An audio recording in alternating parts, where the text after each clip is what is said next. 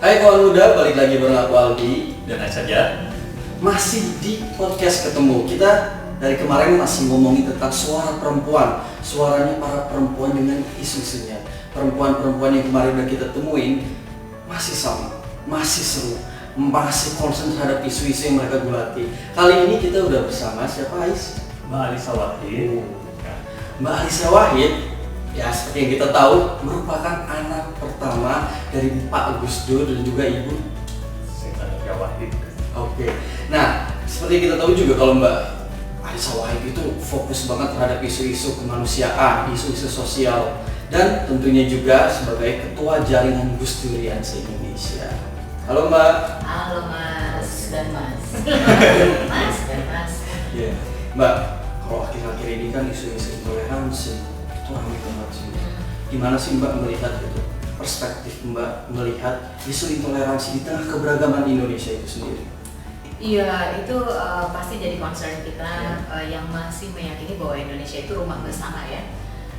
Kita kan ingin Indonesia itu seperti Indonesia yang dulu dicita-citakan dan dimulai tahun 1945, atau kalau kita tarik jauh ke belakang itu ketika kita sama-sama memperjuangkan kemerdekaan dari penjajahan. Jadi kita tuh melawan penindasan dan mengambil martabat kita bersama-sama gitu. Jadi ayo membangun martabat bersama-sama sebagai satu satu bangsa, satu negara gitu. Nah, kesepakatannya waktu itu kesepakatan beramai-ramai gitu.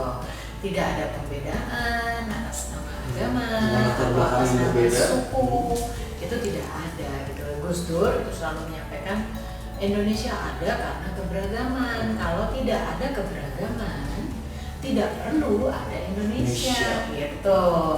Kenapa? Karena memang waktu tahun 1928 yang Sumpah Pemuda itu kan semangatnya kemudian adalah saya Jong Java, Jong Sumatera, terus kita ngumpulnya gimana nih gitu. Oh, kita akhirnya menentukan nama Indonesia gitu. Yang itu kemudian dibawa tahun 1945. Nah, kok akhir-akhir ini semangatnya jadi semangat mengkotak-kotakkan gitu. Oh, kita hanya yang seagama aja, atau pribumi, tidak pribumi, bahkan pribuminya itu sekarang jadi kepulauan atau ke kampungan gitu, maksudnya di kampung, gitu. Jadi concern lah kita soal toleransi itu karena jadi melupakan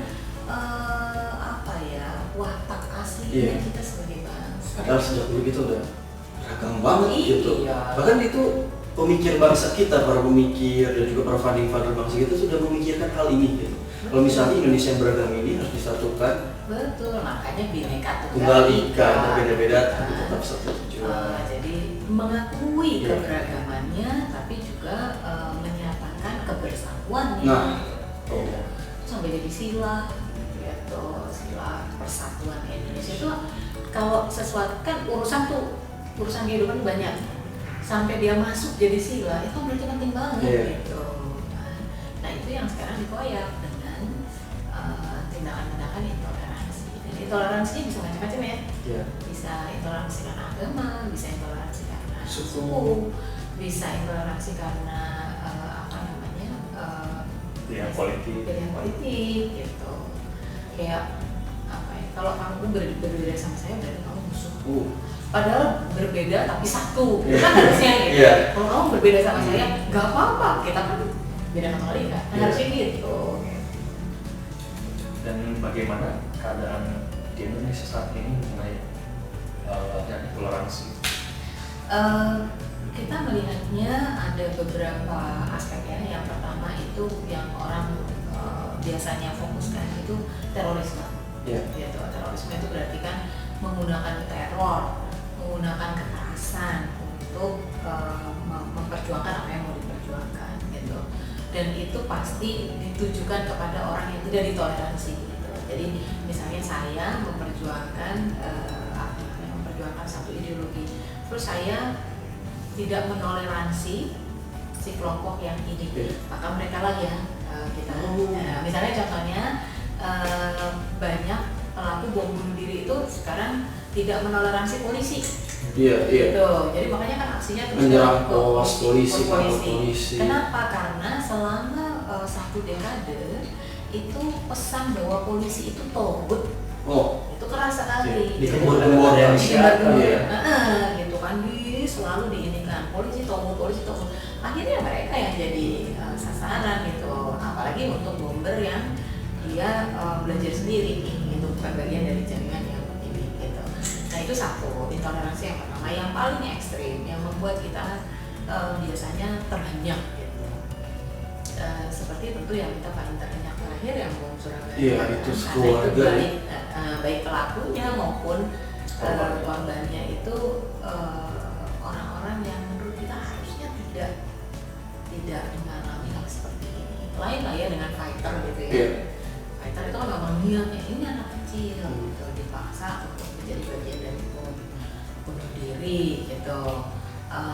Itu satu. Yang kedua, ekstremisme tanpa kekerasan. Oh, Ada gitu. siapa sih Mbak? Ekstremisme tanpa kekerasan itu kalau bicaranya negara, Iya. dia ingin mengganti dasar negara iya. Indonesia gitu. Jadi Indonesia yang negara Republik ini mau diganti menjadi Indonesia yang seperti ini gitu.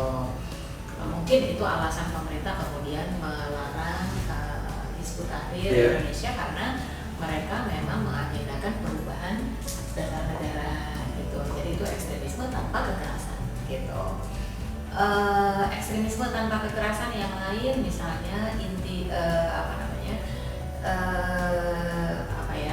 intimidasi sosial gitu. Jadi kayak stigma misalnya kalau penampilannya nggak begini berarti kamu tuh nggak bisa masuk surga atau kamu pasti masuk neraka gitu. Bukan bagian dari kami. Bukan bagian dari kami. Bukan golongan kita. Nah yang ketiga itu yang lebih sehari-hari tapi sebetulnya berpotensi masalah juga, yaitu eksklusivisme beragama gitu. Itu juga bentuk intoleransi sih sebetulnya. Misalnya nah itu eksklusivisme beragama gitu. Perumahan sebetulnya bukan hanya perumahan syariah saja ya, gitu kan kita tahu juga ada perumahan-perumahan yang bukan perumahan berdasarkan agama tapi berdasarkan kasta sosial gitu. Itu yang kalau tidak dikelola oleh pemerintah itu bisa bahaya. Misalnya nanti yang tadinya hanya satu kompleks perumahan, yang ini penghuninya rata-rata agamanya ini atau suku bangsanya ini gitu ya, orang Jawa semua gitu, orang Jawa. Jadi orangnya orang Jawa semua. Afrika gitu. Selatan dulu ya, Jakarta. Betul. Nah itu eksklusivisme. Gitu. Eksklusivisme. Nah eksklusivisme kalau landasannya agama itu juga bahaya. Gitu. Kenapa? Karena kan kita tahu ya agama itu